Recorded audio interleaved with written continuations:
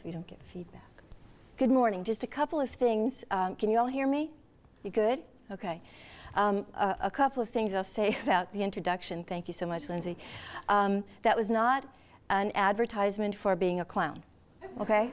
So if you have events where you need a clown, please, no.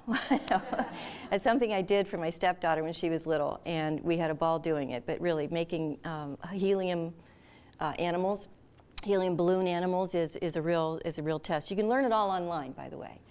And also the Jackie Gleason thing. It was at the Jackie Gleason Center for the Performing Arts in Miami, Florida. It was amazing. I walked into that room. I had no idea whose office it was or where I was sitting. There was this huge chair and this big old desk with like rings from glasses and cigarette burns and all this stuff. I sat down in the chair, and if any of you remember the old Laugh-In, I think it was Laugh-In, immediately I was Edith Ann. I sat in that chair, I felt like I was 4 years old again. It was a pretty amazing experience, but it was cool. So welcome, and thank you. It is so wonderful to be here with all of you today. And we have been working on this and planning this around your career connections, personal board of directors, networking, and how important all of that is to our careers as well as our lives. I can tell you it's probably the single most important key to the successes that I've had throughout my life and various journeys in various careers. So, all that being said, there are 3 things that I'd like to talk with you about in our opening this morning. Joe, rivers, and brains, okay? Before I go there, though, I do have a few questions for you. How many of you have ever had to make a decision? Show of hands, please. I would think so. How many of you have ever had to make a choice or make a decision in regard to what could be a life-changing or career-changing event? How many of you would like to continue to grow, to evolve, to become the best of who you can be? How many of you do this in a vacuum all by yourself? Didn't think so. It's usually, if you do, there may be some moments where it feels like that. But I think it's pretty safe to say that most of us talk to somebody. We have a friend, we have a group of people, whether at work, we have family members. In some way, there are other human beings involved in decisions that we make, in paths that we take, in courses that we choose. Does that sound about right? You agree with that? Okay.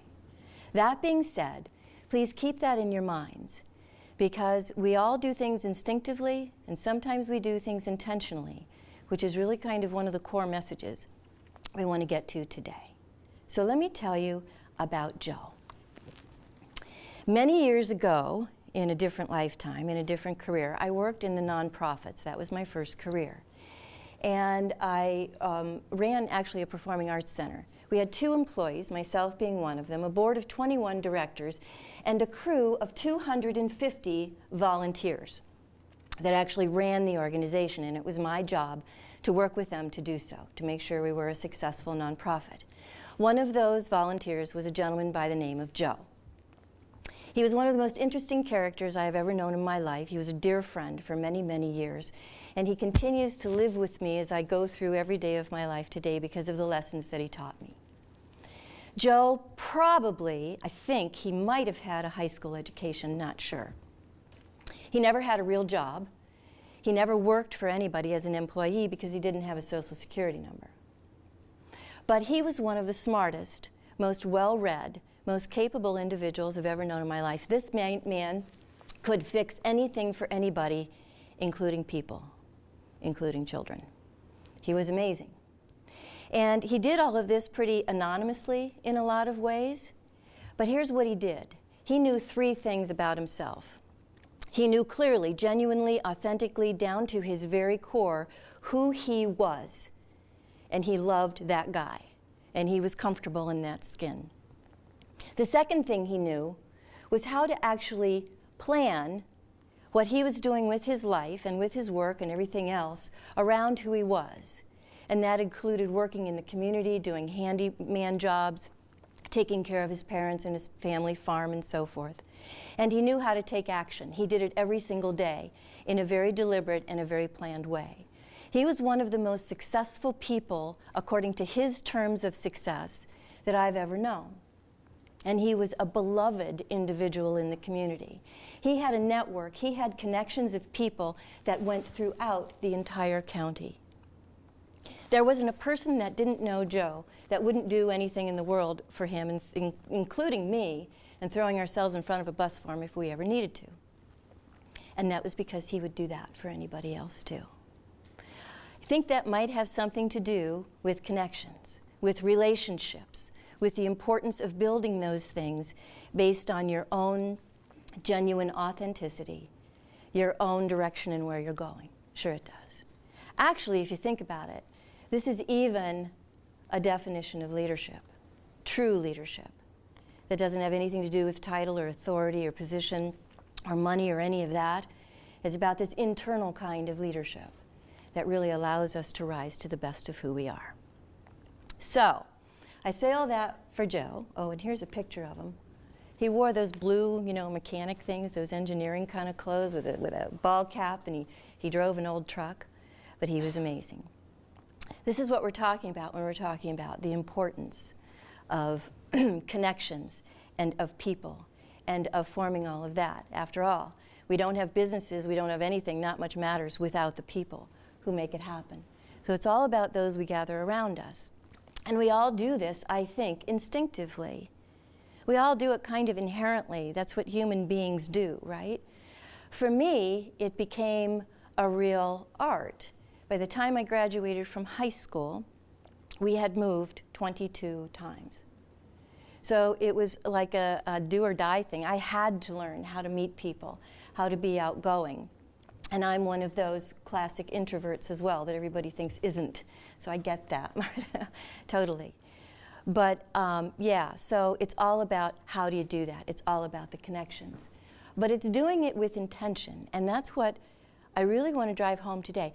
Do we do it with intention, and do we do it purposefully?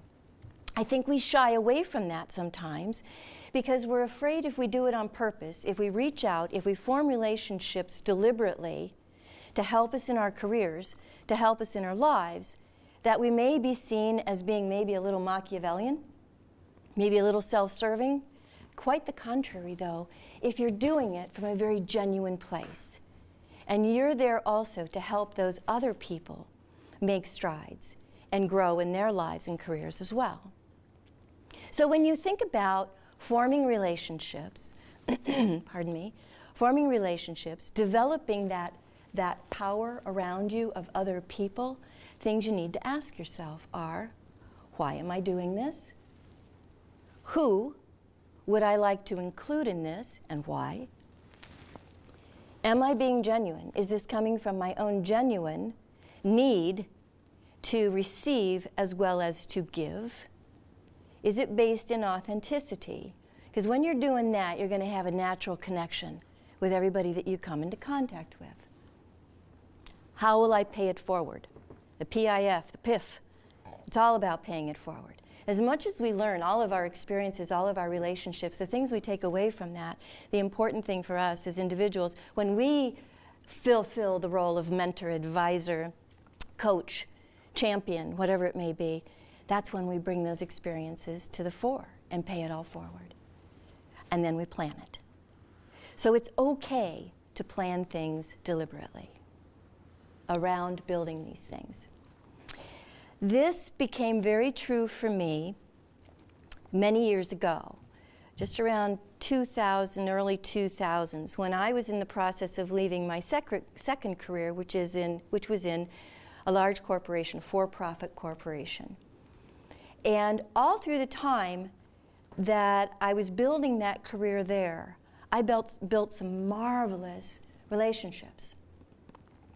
Mentors, advisors, people like that. But again, it was intuitive. They were people that showed up in the right time at the right place, and you just kind of went about it, and that was great, and that helped me a lot, and I advanced through the corporation and reached the executive levels of the organization. And it was cool, and I loved it. But there came a time when I knew the writing was on the wall. I had to make a decision. I had to do something differently than I was doing for many different reasons, and if anybody's interested, I can tell you the whole story later and it'll put you to sleep, but anyway, I'll spare you all of that. I just knew that I had to make a break and leave the corporation and start my own business for many reasons. I had to cross the river and burn the boat. And I did that and started my own firm, which I have now and have had since then. And I started looking at ways to be successful. And I thought, wait a minute, there's something here I'm missing.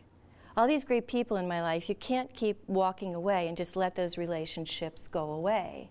This is the power in what you've built.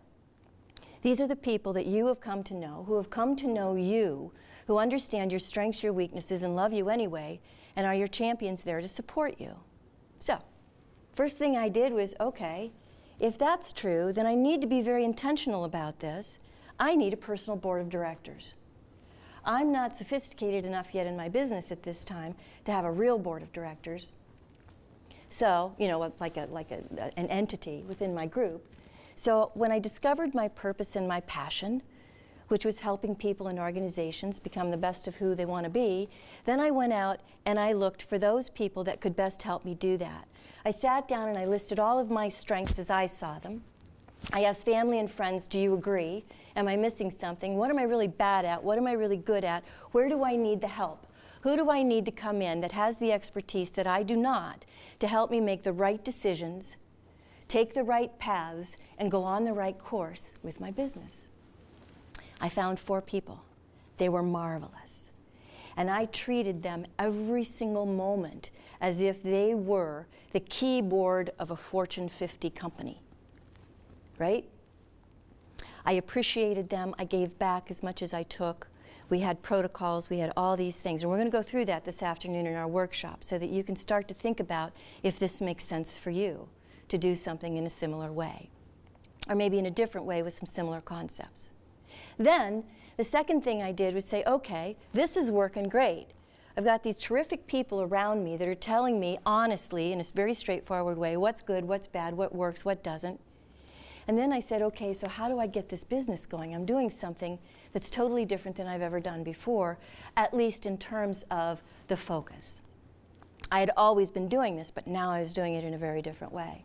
So I reached out to 5 business people that I already knew, that already knew me, and that we had established credibility and a pretty good level of trust. And I took each one of them was either a business owner or a business executive. I called each one of them individually and said, hey, let's go to lunch. I want to find out what's going on with you and get caught up. So we went out, wonderful conversation, asked a whole lot of questions. And then I said, is it okay if I tell you what I'm doing now? They said, sure, what are you doing? I told them. I said, so okay, here's the deal. Engage with me. Let me come in. Let me use you as a guinea pig to start rolling out all the stuff I've learned and all the new things that I've brought into this. See if it helps you, and oh, by the way, yeah, I'll give you a big discount on it. And then we can help each other. I'll give back to you, you give back to me. And you know what? Unanimously, 100% of them said, you bet, Rox, we're going to do it. Let's do it. All 5 of them. I had a client list. Oh, boy. It was great. And it was some pretty good companies and some pretty good people.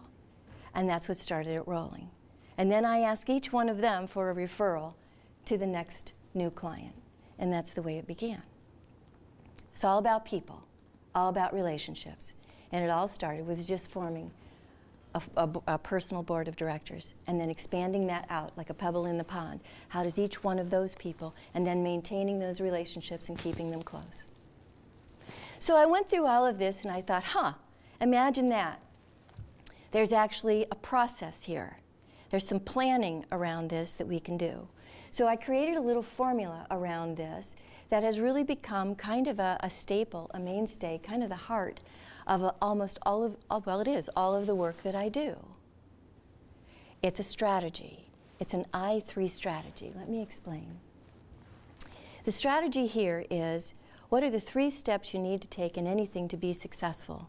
And this, we could talk about, we'll talk the majority of today all about career and professional development and so forth. But this naturally blends over into your personal life too, because the 2 are really inseparable, right? I mean, you got to have balance in both, and they feed each other if you've got the balance. So what it boils down to are these 3 things. Inspire, ignite, and impact. And I call this I to the power of 3. The I is always small. We keep our egos out of it. Just need determination and self-belief, but not ego. Inspire, find your passion, find your purpose. Ignite it, engage your brain, put a plan around it, a strategic plan, which we're going to walk through today, and then finally do something, take action, impact your life, your career, the lives and the career of others. So the planning process kind of goes like this. Once you start into this kind of thinking, and the laurel leaves are there for a reason. I mean, they've been around for centuries. They started with the ancient Greeks and the Olympics, and crowning the expertise in something that you do. It is becoming a champion. And I like to use these words because it's a powerful word, to emerge as a champion. You know, a champion is someone who believes in themselves, but also is a champion for other people, to help them get where they want to go. So all of this starts working towards this. It's kind of where we all start. It's like, okay, Roxanne, you're telling us all this stuff, so here I stand, I'm looking down this road. And you go, okay, so why am I standing in the middle of this road? What am I doing here, and where am I going? So I'm going to ask you now to start thinking about that. Through lunch, we're going to do some table talks. We're going to ask a lot of questions about your goals, ambitions, objectives. Think about your strengths, your weaknesses, where you thrive. Think about where you've been, where you're going, where you are right now, what your legacy, what you want your legacy to be. And also think about your values and your principles. Now, this all sounds like a lot, but you already know this.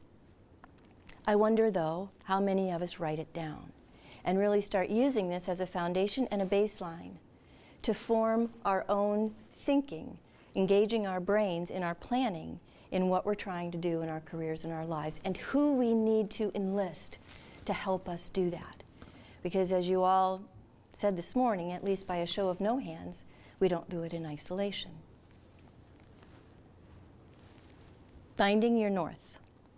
That's what's important here. Where you going? Now, we were talking a little bit earlier before we started today that when you hear the word like strategy, vision, passion, these are really big words, and you kind of go, you know, it's too much. It's too big. A vision can be the next 5 minutes. A strategy can be, get me through the day. It's whatever it is to you. It can also be 30 years out. It can be a day out, a week out. It can be the next job, the next project you have to complete, the next team, the next task team that you're working on. It can be all of those things or anything. It's what you decide you want it to be. That's what works. So it's whatever is manageable for you right now in this moment. The important thing is, in the moment, to find your true north. And that usually aligns to values and principles and vision. Who you are, who you want to become, right? Right. Okay. So, think about your vision. What is inspiring you today? What is maybe the top priority on your list of things that you would like to accomplish, let's just say in the next 30 days? What would that be? Start thinking about that, if you would, please. Really look inside. What are you looking for? Where are you going? Okay? Then, wrap that around some dreams you've had. We forget to dream sometimes. We used to do it all the time as kids, right? But think about dreams too. I remember that I always dreamed that I could fly. And then I was told I couldn't, and I believed that for a while. And then I figured out, yes, I can. I still can. It's all here, and it's all here. It's what you believe is true. Mix them up, put them together, start thinking about where you're going and why. And it helps sometimes to think of images. I have, in a lot of the leadership work that I do, we'll have our groups actually put collages together of images that they pick out that represent some of the ideas and dreams and things that they want in life. It's funny what happens when you manifest that in your head. It's funny what happens. You start to see opportunities to actually get those things as you go forward. Things you need to do and people that can help you get them. And how do you think this comes to your dream team? Those people that you surround yourself with. You're looking for people who can, for instance, let's say that, when I wanted to go into the leadership development business, I looked for people who were already there to befriend, to connect with, to pick their brains. And there's many different kinds of people that you can engage with. And it's important to understand their roles. And again, we'll define these very clearly as we go through the day. They can be a mentor, somebody who's guiding you. They can be an advisor, a champion, a teacher, a coach. All these are variations on a theme, a little bit different in each way, and you want to be careful when you think about that so that you have just the right balance and just the right blend of folks that can help you make those decisions and those choices as you go forward. And then you want to ignite it. What's the plan? What I have up here in the corner is the basic steps of any strategic plan, whether it be for a business or for anything else that you're doing. And I put this here, not that we're going to cover this today. We're going to use pieces of this today just to get you started on it. But it always starts with vision, which is long-term, mission, which is more immediate. Break that down into buckets. It's all about breaking things down. Hello. Hello. Come on in. It's somebody talking. Cool. All right, sounds good. Okay, great. Yeah, it does. I'll see you at 3, okay? All right. Well, Okay, what time are you teeing off? This is great, I love it. No, it's fine, Chris, it's good. sounds good. Thanks, man. Interesting to hear both sides. It really is, isn't it? I want to hear the other guy that's talking. I wonder if he knows he's talking to a group of 50 people. That's amazing. Anyway, you want to keep breaking things down into smaller and smaller chunks. And I'll share with you a little bit later a video I just found yesterday that I was talking to Kristen about. It's so cool. It's called Stretch, and I'll tell you about it later. But anyway, keep breaking it down, and then we're going to get into goals. And I'm going to hurry up through this so I don't keep us on time here for lunch. Goals are really, really important. How many of you have goals? How many of you have them written down? Okay. I encourage everybody to start writing them down, because if you don't, they're not goals. They're just ideas and dreams, and as soon as the phone rings or a hair on fire situation pops up, never happens to any of you, does it? No, of course not. They'll go right out the window. But we're going to do that too. And then you break them down even further. And I use this because it's very important to get very specific about goals, right? And in planning your connections, planning your network, planning on building, whether it be a personal board of directors or however you want to go about this, is very, very important, because none of us, I can't say none of us, most of us don't do this. We will spend more time planning our vacations, planning a trip to the grocery store or to the mall, than we do planning our lives and careers. So this is going to be a snippet of it for you today to get started here, and then this will transcend. You can apply it to any other part of your life or career. So the goals are really, really important, getting those down. Then filter in a little bit of attitude check. Am I in a positive place, a negative place, kind of atrophied? Where am I? What's going on here? That has to do a lot with the culture of your team, of your group, of the organization, right? And then think about trust. Building that trust. These are all parts of building relationships. We all know these things, but this all goes in to building that PBOD, or whatever you choose to call yours. So, then you become the action hero. What am I going to do? What action am I going to take? And this is something we're going to work out. You're going to walk out of here today with all of this in a simple plan to build your connections, to build your connections. It's going to look something like this. This is in your workbook for later. So, one last thing, and then we're going to break for our table talks at lunch. Now, this is something that I usually get into a lot of trouble with, so I want you to bear with me. I'm not going to turn my back in case anybody wants to throw something or whatever. I have a word that I consider to be the secret sauce of leadership, of relationships, of networking, of being in the world, both personally and professionally. And it's a 4-letter word, and it's a scary word. It makes a lot of people very uncomfortable, especially business people. And I understand that, so I ask your forgiveness, not your permission, if that's okay. But it drives everything that we do, and I hope that you will take this in the way that I mean it.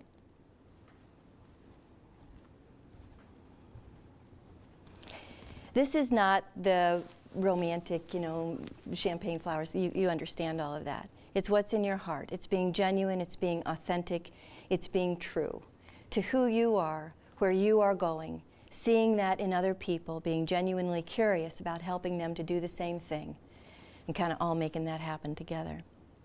Right? I was listening to the Beatles on the way in, and some of their songs spoke to this. It was like, wow, I didn't even realize that. It took me back a little bit. So that's just a little message from me. People don't care how much you know until they know how much you care. It's true of your board of directors. It's true of all of your relationships in life and in business. So that's it for the opening, okay?